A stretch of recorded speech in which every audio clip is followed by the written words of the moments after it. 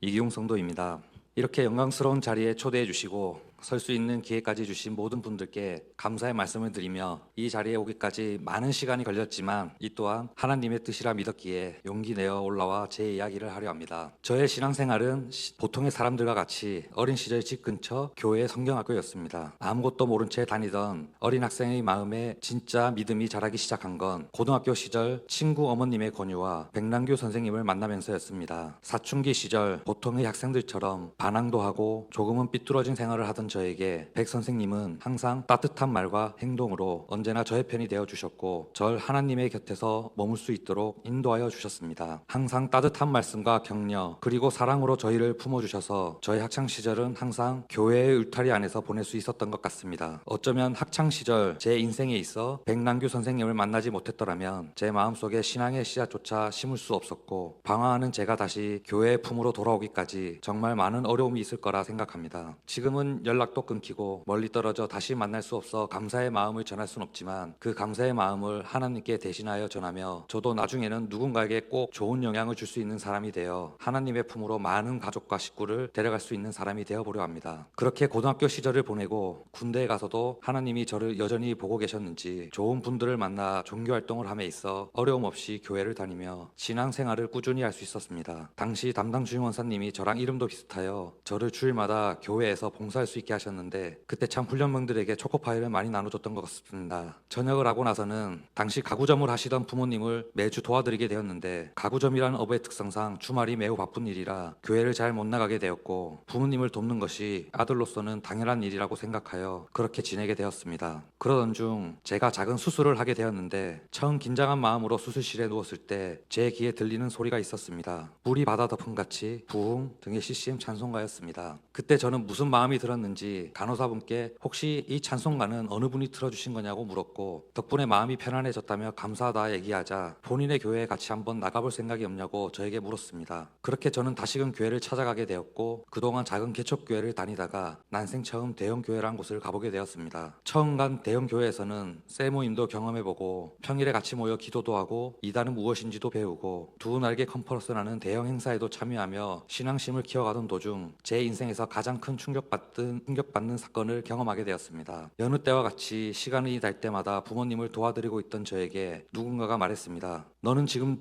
무엇이 중요한지를 모른다. 금요 저녁 찬양 예배도 안 오고 부모님을 돕는다고 주일 예배도 빠지는 건 잘못된 행동이라며 저에게 호통을 치듯 혼을 내는 것이었습니다. 저는 그 소리를 듣고 너무 당황한 나머지 혼란에 빠졌었습니다. 부모님을 도와드리는 것이 잘못인가? 금요일 저녁 찬양 예배를 참석하는 것이 신앙의 척도인 것인가? 그때 저는 친구 어머님을 찾아가 물어보았습니다. 교회를 가지 않는다고 신앙이 없는 건지. 그러자 권사님이 네 마음속에 믿음만 있다면 네가 기도하는 그곳이 교회라고 말씀해 주셨습니다. 하지만 저의 돌아보니 신앙의 마음은 그때부터 방황을 시작하였습니다. 신앙 또는 종교를 분정하기 위한 증거를 스스로 찾고 그 증거를 주장하고 주변에 있는 교인들에게 해당 내용을 물어보며 어떠한 대답을 하는지 의심하고 또 의심하였습니다. 스스로 문제를 해결할 능력이 없는 사람들이 마지막에 종교의 힘을 기대는 것이니 평생 종교의 힘에 의지하지 않도록 어려움 없이 삶을 사는 것이 행복한 삶이라는 누군가의 말을 듣고, 저 역시 다시는 종교에 의지하지 않고 나 스스로의 삶을 살겠다고 다짐하고 그렇게 18년이라는 시간이 흘러버렸습니다. 그렇게 하나님을 믿지 않고 방황하였음에도 제 인생은 여느 때와 다름없이 행복했고 잘 지내고 있었습니다. 하지만 저 나름대로 행복한 생활을 하던 중 저희 가정에도 제가 감당하기 힘든 큰 어려움이 생겼었습니다. 잘 살아보겠다고 더 늦기 전에 큰 무대에 도전해보고 싶어 부산의 부모님 곁을 떠나 인천의 새로운 직장을 찾아 도전하게 되었지만, 저의 과한 욕심이 오히려 저를 더 힘들게 하였고 그 시절 참 많이 방황했던 것 같습니다. 어려운 시절 저를 믿고 고향을 떠나 올라온 와이프는 영종도에서 다시 교회를 나가게 되었고, 그 힘든 시절 저에게 질책과 화보다는 저를 응원해주는 모습을 보여주었습니다. 지금까지 근거 없는 자신감과 자만심으로 살던 저는 스스로를 자책하며 일부러 몸을 혹사시켰습니다. 몸이 힘들어야 정신이 편할 것 같아 택배 일도 해보고 공항에서 아르바이트도 나갔습니다. 그때마다 저희 와이프는 제 옆에서 제가 하는 일을 도와주고 함께 해주었습니다. 괴로운 순간을 보내던 그 시절 저희 와이프는 잠이 안 오는 저를 위해 매일 영종도 바닷길을 1시간, 2시간씩 같이 걸어주었습니다. 육체적으로는 육체적으로나 정신적으로나 무너질 수 있었던 저의 손을 잡고 절 응원해 주었습니다. 지금 생각해보면 제 인생에서 가장 행복했던 순간이 그때 온 가족이 손잡고 바닷길을 걸으며 대화하고 함께했던 순간이 아닐까 생각을 합니다. 저에게 말은 하지 않았지만 그때 와이프가 절 위해 많은 기도를 했을 거라 저는 생각합니다. 다시 한번 이 자리에서 와이프에게 고맙다는 말을 전하고 싶습니다. 그렇게 저는 다시 힘을 얻어 제가 잘할 수 있는 일을 찾아 도전하기 시작하였고 지금의 직장까지 오게 되었습니다. 입사할 때는 몰랐지만 저의 회사는 기독교 회사여서 매달 첫 출근일은 다 같이 예배를 드리는 회사였고 저를 담당해 주신 상무님 역시 기독교인이셨습니다. 앞으로 출장도 많고 일이 힘들어 와이프를 힘들게 할 수 있는데 주말에는 꼭 교회를 같이 나가라는 상무님이 저에게 조언을 해주셨고 그렇게 저는 가정의 평화를 지키고자 와이프와 함께 다시금 교회를 나가게 되었습니다. 물론 처음에는 나에게 신앙을 강요하지 마라, 나 스스로 신앙을 받아들일 수 있는 시간이 되면 받아들일 것이며 나에게 봉사를 요구하지 말라고 하였습니다. 그렇게 약 20년이 지나서야 저는 교회로 다시 발을 들이게 되었습니다. 정말 다시 오기까지 긴 시간이 지나버렸던 것 같습니다. 이렇게 새롭게 시작된 제 삶은 많은 변화가 있었습니다. 직장에서 일을 잘한다고 인정받고 하는 일도 잘 되고 결과도 좋고 좋은 분들을 만나 인생에 활력도 생기고 에너지가 넘쳐나기 시작했습니다. 처음에는 이 모든 것들이 20년 동안 쌓인 나 스스로의 경험치와 노하우 그리고 나의 능력이 드디어 완성이 돼서 빛을 내는구나 라며 스스로 칭찬하며 초심을 잃지 말고 말자며 다짐하고 또 다짐하였습니다. 그렇게 6개월이 흘렀을 때쯤 문득 스스로 이런 생각이 들기 시작했습니다. 과연 이 모든 일들이 나 때문일까? 아니면 정말 하나님이 날 도와주신 걸까? 아직 하나님께 진심으로 기도하지도 않았는데 아직 난 그리스도인으로 마음의 준비도 하지 않았는데 아직 내 신앙생활은 시작도 안 한 것 같은데 이제 다시 시작해볼까 하는 마음으로 스스로를 시험하는 중이었는데 하나님이 정말 20년 만에 돌아온 저를 이쁘게 보셔서 나를 도와주시는 건 아닌가 하는 의구심이 들기 시작하였습니다. 물론 스스로 이 기회를 놓치지 않기 위해 직장 동료 누구보다 열심히 노력했지만 그게 과연 나의 힘으로 한 것일까라는 모습으로 그렇게 스스로 돌아보게 되었습니다. 그러던 와중 정말 계획 없이 처음 참석한 금요 찬양 집회에서 박주영 전도사님의 말씀을 듣게 되었는데 그날 갑자기 저는 큰 깨달음을 얻을 수 있었습니다. 하나님이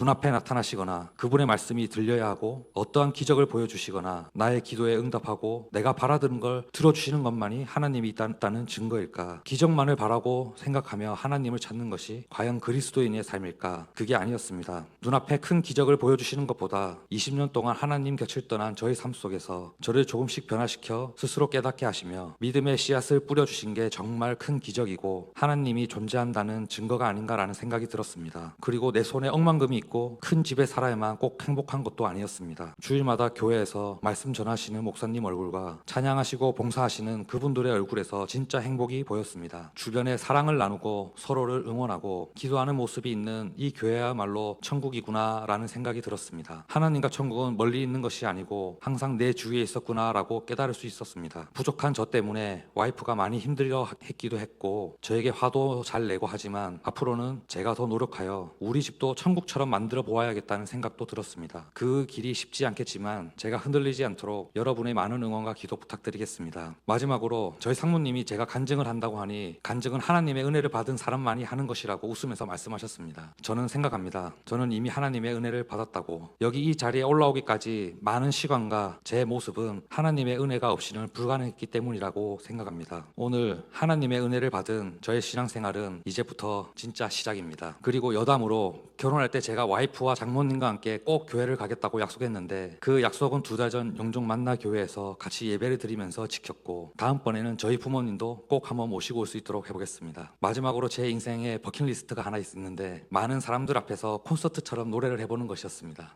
오늘 여기서 찬양으로 그 리스트를 실현해볼까 합니다. 제목은 성령이 오셨네입니다. 어떤 찬양을 해야 할지 참 많이 고민도 했는데 이 찬양이 저의 상황과 맞는 것 같아 선택하게 되었습니다. 살아온 매 순간 성령이 저와 함께 했었고 하지만 그동안 그걸 모르고 지내왔던 제 모습도 돌아보고 지금 이 자리에도 분명 성령이 계실 거라는 믿음으로 불러보겠습니다.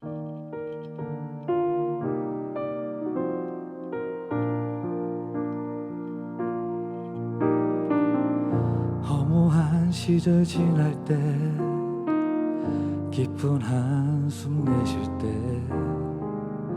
그런 풍경 보시며 단식하는 분 있네. 고와 같이 너희를 버려두지 않으리. 내가 너희와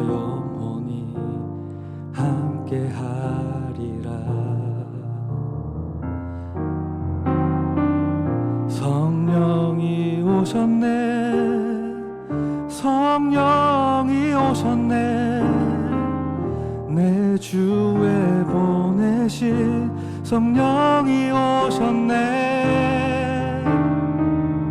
우리 인생 가운데 친히 찾아오셔서 그 나라 꿈꾸게 하시네.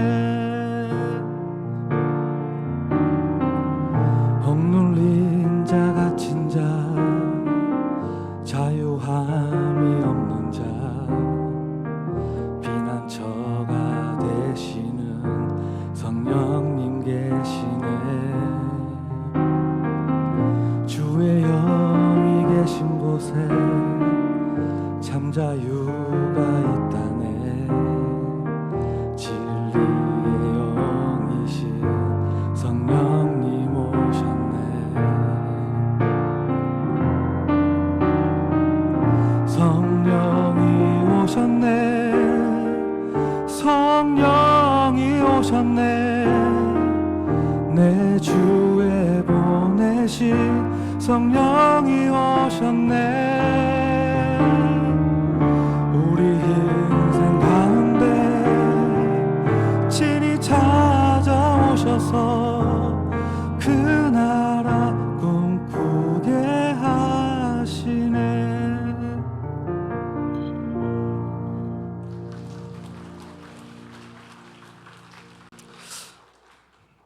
마지막까지 제 이야기를 들어주셔서 정말 감사드리고, 오늘까지는 저도 남의 기도만을 받는 인생을 살았지만 내일부터는 남을 위해 기도하는 사람이 되도록 하겠습니다. 오늘 이 자리에 하나님이 함께 하셨음을 믿어 의심치 않으며 참석하신 모든 분들께 언제나 하나님의 사랑이 함께하길 제가 기도하도록 하겠습니다. 감사합니다.